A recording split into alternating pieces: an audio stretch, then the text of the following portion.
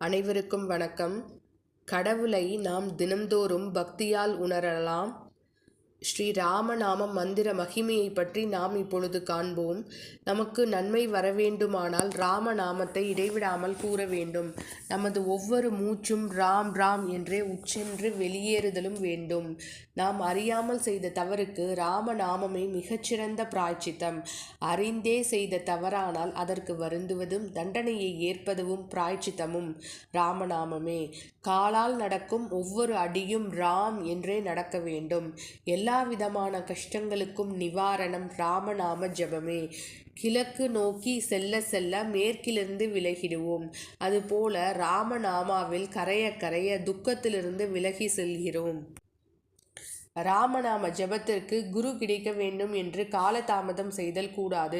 ஏனெனில் ராமநாமமே தன்னுள் குருவையும் கொண்டுள்ளது. நாமமே பிரம்மம், நாமமே குரு, நாமமே எல்லாம். காலை படுக்கையில் விழிப்பு வந்தவுடனே சொல்ல வேண்டியது ராமநாமம். எழுந்து கடமைகளை செய்யும் போது சொல்ல வேண்டியது ராமநாமம். அந்த நாள் நமக்கு ராமநாம நாளாக இருக்க வேண்டும். ராமநாம ஜபத்தில் நாம் இருந்தால் நமது கர்ம வினையின்படி ஏதேனும் துக்கமோ அவமானமோ நிகழ வேண்டியதாயின் அவைகள் தடுக்கப்படும் அல்லது நமக்கு அது பாதிப்பின்றி மாற்றி அமைக்கப்படும். பாதிப்பினை தாங்கும் வலிமையும் அதுவும் பிரசாதமாக ஏற்கும் பக்குவமும் வரும். எந்த இடத்திலும் எந்த நிலையிலும் ராமநாமம் சொல்லலாம். எங்கு உணவு உண்ணும் முன் ராமநாமா சொல்லி சாப்பிடலாம். இறைவனும் அவனது நாமாவும் ஒன்றே. ராமநாமம் எழுத மனம், உடம்பு, கைகள் ஒருமித்து செயல்பட வேண்டும். ஆனால் ராமநாமா சொல்ல மனம் மட்டும் போதும். இதைதான் உண்டு நாமா உண்டு என்று பெரியோர்கள் கூறுகின்றனர்.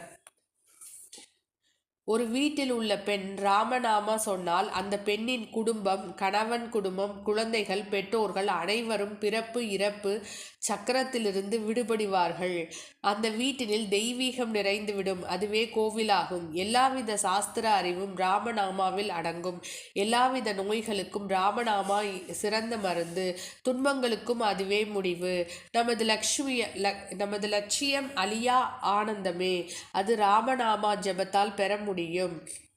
ராமநாமாவினால் வினைகள் எரிந்து நோய்கள் குறையும். சஞ்சிதம் ஆகாமியம் கரு பிராப்தம் சுகமாக அனுபவித்து ஜீரணிக்கப்படும். நமது பயணத்தில் பஸ்ஸிலோ, காரிலோ, ரயிலிலோ, பைக்கிலோ செல்லும் பொழுது ராமநாமா சொல்லலாம்.